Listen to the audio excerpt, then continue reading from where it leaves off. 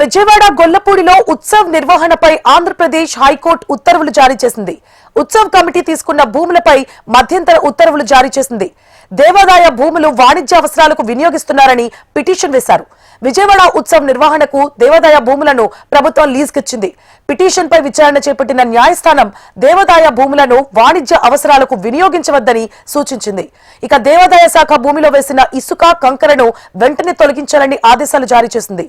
అనంతరం విచారణను 2 వారాల పాటు వాయిదా వేసింది ఏపీ హైకోర్టు.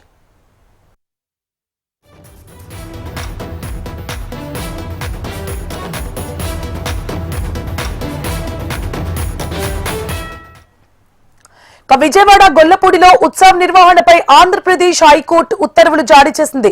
ఉత్సవ్ కమిటీ తీసుకున్న భూములపై మధ్యంతర ఉత్తర్వులు ఇచ్చింది.